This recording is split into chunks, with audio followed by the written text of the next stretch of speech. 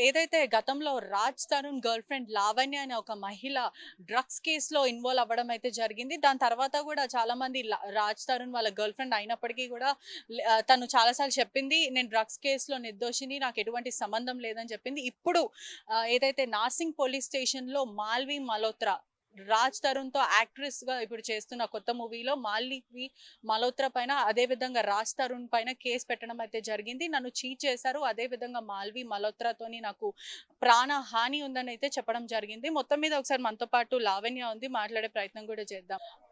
Hi Lavanya. Hello. గతంలో మీరు drugs కేస్‌లో involve అవ్వడం జరిగింది.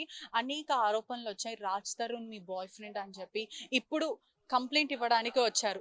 దేని గురించి అసలు ఏంటి? సో వాళ్ళిప్పుడు 'తిరగబడ్ర స్వామి' ఏదైతే మూవీ షూట్ జరుగుతుందో, ఆ షూట్‌కి పరిచయం అవ్వడం జరిగింది. అప్పటి నుంచి మాట్లాడుకుంటున్నారు. సో, ఇంకా ఫ్రెండ్స్ అవ్వడం గానీ, మాట్లాడుకోవడం గానీ ఎక్కడైనా కామన్ గదా అన్న దగ్గర ఒక పాయింట్‌లో వదిలేసాను.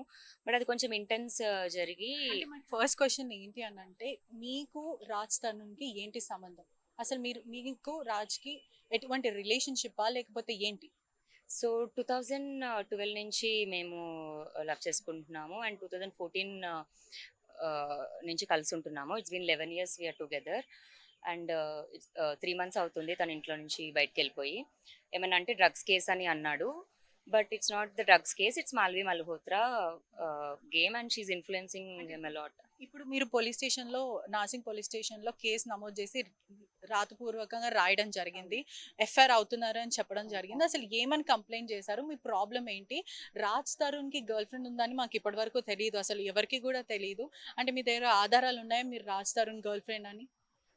ఆధారాలనేవి ఉన్నాయి. అండ్ కంప్లెయింట్ అయితే మాల్వి పైన అండ్ వాళ్ళ బ్రదర్ పైన ఇవ్వడం జరిగింది. వాళ్ళు నాకు అక్టోబర్‌లోనే థ్రెట్ చేశారు. నిన్ను జైలుకి పంపిస్తామని.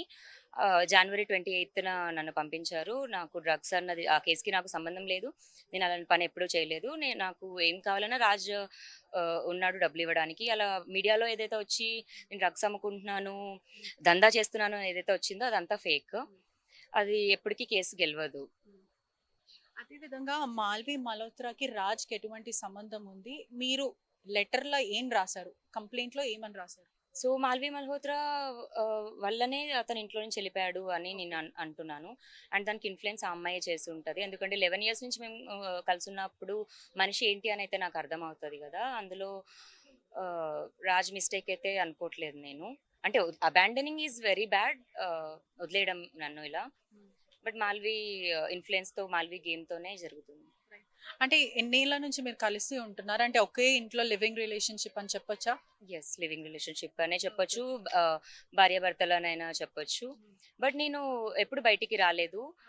ఆహ్, గ్రౌండెడ్‌గానే ఒక నార్మల్ మిడిల్ క్లాస్ అమ్మాయి నేను. అలాగే ఉన్నాను. ఓకే. అంటే మీ ఇద్దరికి ఎలా పరిచయం? మీ ఇద్దరిలో ప్రేమించుకోవడం అదంతా ఎలా స్టార్ట్ అయిందంటే, ఆయన ఒక యాక్టర్ కాబట్టి మీరు ఒక మిడిల్ క్లాస్ వుమెన్ అని చెప్తున్నారు. ఎలా పరిచయం సో, ఏర్పడింది? అంటే మీరెలా? సో తనిప్పుడు యాక్టర్ అయ్యుండొచ్చు. వీటన్నిటికి ముందు when he was into short films మాకప్పటి నుంచి తెలుసు. తనింకా అప్పటికి హీరో కూడా అవ్వలేదు. వైజాగ్‌లోనే ఉండడం జరిగింది. 'ఉయ్యాల జంపాల' సినిమాకి ఏడీగా వచ్చాడప్పుడతను. అప్పటి నుంచి మేము కలిసే ఉన్నాము. అండ్ దెన్ 'ఉయ్యాల జంపాల' హీరోగా ఆఫరొచ్చింది. అలా హీరోగా యాక్ట్ చేయడం జరిగింది. ఓకే. అంటే కలిసి అంటే మీరు ఏదైతే డ్రగ్స్ కేస్‌లో ఇన్వాల్వ్ అయ్యారో, ఇటీవలనే మిమ్మల్ని పోలీసులు అరెస్ట్ చేయడం జరిగింది. దానికి ముందు కలిసి ఉన్నారా? దానికి ముందు ఒకటే కలిసి గదిలో కలిసి ఉన్నారా? అవును. హ్మ్. దానికి ముందంతా కలిసే ఉన్నాము. నన్ను అదే రోజు ప్రిజన్‌కి పంపించడం జరిగింది. I was in prison for 45 days. నాకు రాజు ఎటువంటి హెల్ప్ చేయలేదు. ఇప్పుడు నాకు తెలుస్తుంది దానికి మాల్వి రీజన్ అని. నా పేరెంట్సే ఫైనాన్షియల్‌గా అప్పటికప్పుడు తీసుకొచ్చి షూరిటీస్ ఇవన్నీ బికాజ్ వాళ్ళు కొంచెం నార్మల్ పీపులే. అంత తెలీదు. డ్రగ్స్ కేస్ అంటే ఏంటి అని కూడా తెలీదు. సో, డ్రగ్స్ కేస్ అవ్వడం వల్ల బెయిల్ అన్నది లేట్ రావడం జరిగింది. By the time I came out 2 days ముందు రాజు ఇల్లు వదిలేసి వెళ్ళిపోయాడు. సో, అడిగినప్పుడు ఏంటి అని అడిగితే మీడియా ఇలా అంతా డ్రగ్స్ ఇన్వాల్వ్‌మెంట్ అని ఉంది గదా! ఇబ్బంది అవుతుంది. ఒక 2 మంత్స్ తర్వాత అంటే వస్తానన్నాడు. తనని క్వెషన్ నే చేస్తున్నారు నే మీడియా వాళ్ళు అని అహా! చెప్పి మిమ్మల్ని వదిలేసి వెళ్ళిపోయారు. అహా! So, okay. మీడియా ఇబ్బంది పెడుతుంది. పోలీసులు ఇబ్బంది పెడుతున్నారు. క్వెషనింగ్స్ ఎక్కువవుతున్నాయి అని చెప్పడం జరిగింది. 2 మంత్స్ తర్వాత నేనే వచ్చేస్తాను అన్నాడు. సో, 2 మంత్స్ అయింది. ఏంటి అని ఫోను చేస్తుంటే ఇంక డైరెక్ట్‌గా ఈ విషయం చెప్పేసాడు. ఓకే. మాల్విది. అండ్ మాల్వి వాళ్ళు కూడా నన్ను డైరెక్ట్‌గా థ్రెట్ చేస్తున్నారు. నన్ను వదిలేసి ఎళ్ళిపోమని. కంపెన్సేషన్ ఇస్తాము. అలిమనీ. ఆ! అలిమనీ తీసుకొనెళ్ళిపో. ఆహ్, రాజ్కి ఇంట్రెస్ట్ లేనప్పుడు నువ్వేంటి అండ్ అంటే ఇప్పటి వరకు కూడా ఈ మీడియాకే కానీ ఎవరికి కూడా తెలియని విషయం ఏంటి అని అంటే రాజ్ తరుణ్ కి యాక్ట్రెస్ రాజ్ తరుణ్ కి గర్ల్ ఫ్రెండ్ ఉంది అని కూడా మాకు ఎవరికి తెలియదు. ఎప్పుడైతే మీరు డ్రగ్స్ కేసులో ఇన్వాల్వ్ అయ్యా మొదటిసారి మీరు తెరపైకి వచ్చారు అంటే మీడియాలోకి వచ్చారు, అప్పుడు ప్రధానంగా మీ పేరు రావడం జరిగింది మీరు గర్ల్ ఫ్రెండ్ అని. ఇప్పుడు ఈ రోజు రాజ్ మరియు మల్హోత్రా మీద మాల్వి మల్హోత్రా మీద కంప్లైంట్ ఇచ్చారు. అంటే వీళ్ళిద్దరు ఎఫ్ఐఆర్ ఎప్పటి నుంచి మొదలైంది, ఎందుకని మిమ్మల్ని ఇప్పటి వరకు మీడియాకి కానీ లేకపోతే సొసైటీకి ఎందుకు పరిచయం చేయలేరు? అంటే మిమ్మల్ని పెళ్లి చేసుకుంటాను అని అలా ఏమైనా చెప్పాడా? ఖచ్చితంగా పెళ్లి చేసుకుంటానని చెప్పాడు. పెళ్లి చేసుకుంటామనే కలుసున్నాము. అండ్ ఎప్పుడైతే పెళ్లి చేసుకుంటామని అడిగాడో నా మెడలో ముడుములు వేసాడు అతను.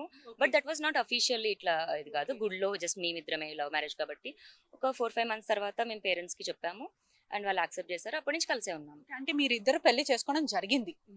ఎప్పుడైతే మీరు ఎవరికి తెలియకుండా పెళ్లి చేసుకున్నారు, మీరు అంటే ఎలా పరిచయం? అంటే మీ ఇద్దరికి మొదట ఎలా పరిచయం అంటే as a middle class person అప్పుడు మూవీ స్టార్ట్ కాలే అని చెప్తున్నారు ఈ 2012 నుంచి. సో ఎలా పరిచయం మీ ఇద్దరు? అంటే ఫ్యామిలీయా లేకపోతే ఫ్రెండ్స్? ఎలా? మ్యూచువల్ ఫ్రెండ్స్ అనే చెప్పొచ్చు. అంటే మరి దూరపు చుట్టాలు అవ్వచ్చేమో. బట్ ఫ్రెండ్స్ గానే మ్యూచువల్ ఫ్రెండ్స్ ఉన్నారు. Even I was in to short films అప్పుడు. ఏదో మైలా అని షార్ట్ ఫిలిమ్స్ అవి చేశాను నేను అప్పుడు. దాని తర్వాత రాజ్కి ఇంట్రెస్ట్ ఎక్కువ ఉండేది కాదు నేను ఆన్ స్క్రీన్ కనిపించడం. సో నేను హౌస్ చూసుకుంటూ, రాజ్ని చూసుకుంటూ అండ్ డాగ్స్ని చూసుకుంటూ ఉండేదాన్ని. But what has happen to me is very bad. దానికోసం నేను ఫైట్ చేస్తున్నాను. And I want Raj to come back. Malvi మల్హోత్రాతో ఎప్పుడైనా పర్సనల్ గా మాట్లాడారా? మీ దగ్గర ఏదైనా ఎవిడెన్స్ ఉందా? అంటే మిమ్మల్ని బహిరంగ బెదిరించడం కానీ, అంటే మీరు ఏదైతే కంప్లైంట్ ఇచ్చారో ఆ కంప్లైంట్ లో మాల్వి మల్హోత్రా మరియు అతని కుటుంబ సభ్యులు వాళ్ళ బ్రదర్ ఎవరైతే ఉన్నారో మిమ్మల్ని స్టాప్ చేస్తారు, కిల్ చేస్తాము అని చెప్పడం జరిగింది.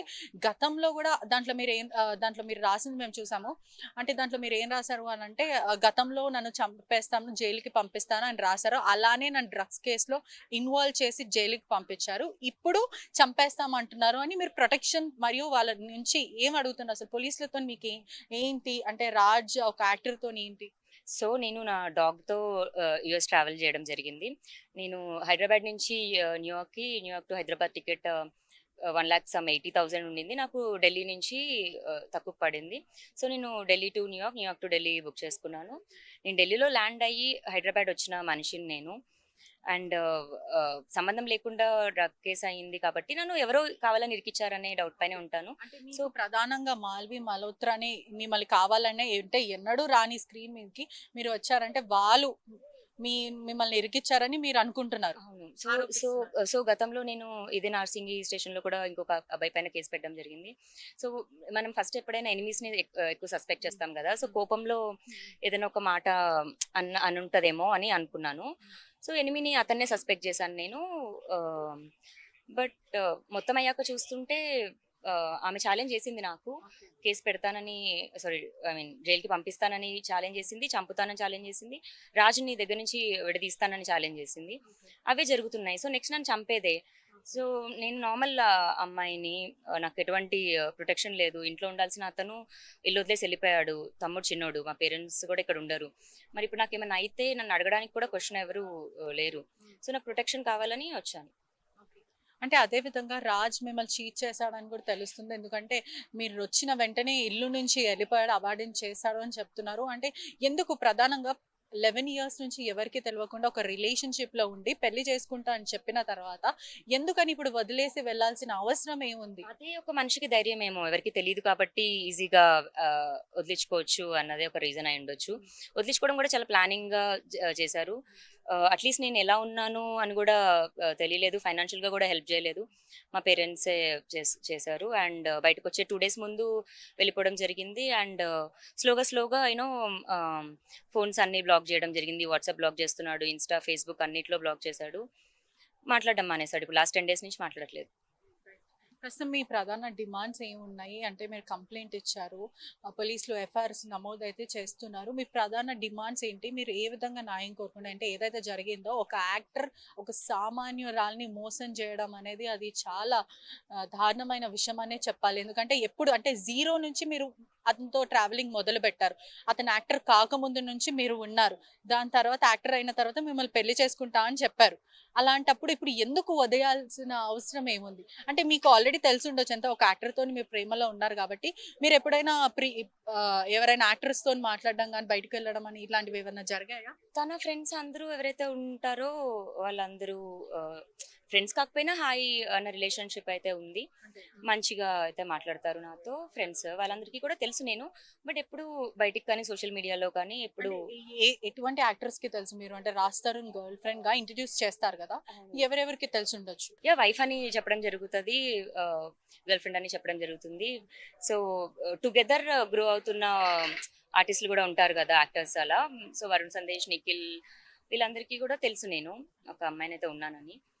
అండ్ రాజా రవీంద్ర ఆయన మేనేజర్. ఆయనకు కూడా తెలుసు. బట్ ఇంతమందికి ఇప్పుడు ఈ తెలిసినంక సెకండ్ నా ఫోన్ ఎవరు లిఫ్ట్ చేయట్లేదు. ఓకే. రాజ్ పేరెంట్స్ లిఫ్ట్ చేయట్లేదు. రాజ్ కూడా బ్లాక్ చేయడం జరిగింది. రాజ రవీంద్ర గారికి కూడా మెసేజ్ చేయడం జరిగింది. ఆయన రెస్పాండ్ అవ్వట్లేదు. అంటే ఎందుకు అంటే మీరెప్పుడైతే ఈ డ్రగ్స్ కేస్‌లో మిమ్మల్ని కావాలని ఇన్వాల్వ్ చేశారని మీరు చెప్పడం జరుగుతుంది. ఈ డ్రగ్స్ కేస్‌లో మిమ్మల్ని తొలగించుకోవడానికి ఇదంతా చేశారా? అంటే అంటే ఎందుకు అంటే మీ దగ్గర ఏం లేదు. మీరు ఒక కామన్ పర్సన్ అని అలా ఏమైనా చేశారా? లేకపోతే డెఫినెట్‌గా ఎందుకంటే ఈ రోజు నేను మీడియా ముందుకొచ్చి చెప్తున్నాను. నన్ను రైల్వే స్టేషన్ నుంచి బలవంతంగా తీసుకొని రావడం జరిగింది. ఆ బలవంతం కూడా నార్మల్‌గా వచ్చి కారు ఎక్కండి కాదు. నన్ను లాక్కొని ఎక్కిచ్చారు. లాక్కొని ఎక్కించి 24 అవర్స్ తర్వాత మరి ఇప్పుడు హ్యూమన్ అండ్ ఉమెన్ రైట్స్‌లో అర్ధరాత్రి స్టేషన్‌కి తీసుకురావద్దు అంటారు. అర్ధరాత్రి 1:30కి నన్ను ఢిల్లీ నుంచి నేను ఇక్కడికి ట్రైన్‌లో రావడం జరిగింది.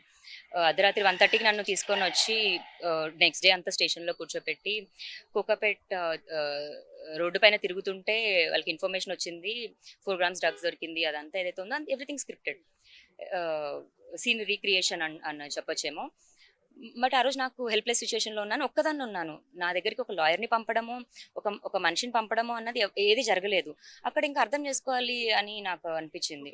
మాల్వి మల్హోత్రా మిమ్మల్ని భయపెట్టించింది, థ్రెటన్ చేసింది, చంపేస్తానని చెప్పింది కదా! ఇవన్నీ ఎక్కడ జరిగాయి? అంటే ఏ ప్లాట్‌ఫార్మ్ పైన? కాల్స్‌లో జరిగాయి, వాట్సాప్‌లో మీ జరిగాయి. దగ్గర ఎవిడెన్స్ పూర్తిగా ఉందా? యాహ్! ఓకే. యాహ్! సో, ఆమె ఒకసారేమో వదిలేసి ఎళ్ళిపో అంటది. ఒకసారి మనీ తీసుకో అంటది. అంటే మీకు ఆఫర్ చేస్తున్నారా? ఆఫర్ రాజ్‌ని చేస్తుంది. వదిలేయడానికి ఇంత డబ్బులిస్తాం వదిలేయండి. ఓకే. అండ్ ఎందుకు అంటే ఎమోషనల్‌గా కనెక్ట్ అయ్యామంటది. మరి మేమేంటి అంటాను. అంటే రాజ్ నీతో హ్యాపీగా లేడు. నాతో హ్యాపీగా ఉన్నాడు అంటుంది. అంటే ఈ మాట రాజ్ చెప్పాడా మీతోని? రాజ్ తరుణ్ చెప్పారా? చెప్పలేదు. ఓకే. నా ప్రాబ్లమ్ కూడా అదే. ఇప్పటికి రాజ్ నాకు డైరెక్ట్‌గా పాయింట్ చెప్పలేదు. డైరెక్ట్‌గానే బ్లాక్. ఈ కేసు విషయంలో దూరం ఉంటున్నాననే చెప్పాడు. కేసు విషయంలోనే ఇది. ఒక 10 డేస్ బ్యాక్ మాల్వి గురించి టాపిక్ ఇంటెన్స్ పెరిగి 10 డేస్ నుంచి మాల్వి టాపిక్ కానీ అది కూడా నాకు నువ్వొద్దు మాల్వితో నేను ఉంటున్నాను అని చెప్పలేదు మళ్ళీ. మాల్వి మల్హోత్రాతో ఏదైతే అఫైర్ ఉంది అని నాకు తెలిసిందో నేను ఆమె ఏంటి అని తెలుసుకోవడం స్టార్ట్ చేశాను.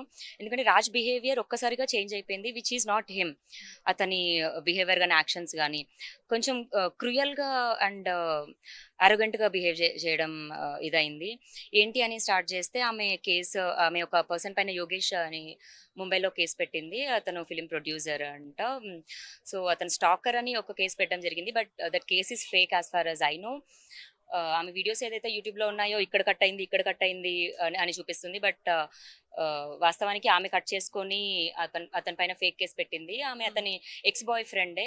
సో, ఆమె పంతానికి ఇగోకెళ్తే తను ఛాలెంజ్ చేస్తే ఏదైనా చేస్తది. సో, రాజ్‌కైనా అదైనా చేస్తదేమో అని దగ్గర భయంగా ఉన్నాను నేను. ఒకవేళ రాజ్ హ్యాపీనెస్ కోసం అయితే నేను వెళ్ళిపోయేదాన్ని. She is a good women. But she is not అని నాకు అనిపించింది. అందుకు నేను ఇంకొంచెం ఫైట్ చేసి రిస్క్ చేశాను. మేబీ అందుకే నాకు ఈ థ్రెటన్స్ అన్నీ వస్తున్నాయేమో. అంటే ఈ ప్రొడ్యూసర్‌ని గూడా తన గతంలో ఎవరైతే మాల్వి మల్హోత్రా ఉందో ఒక ప్రొడ్యూసర్ మీద కేస్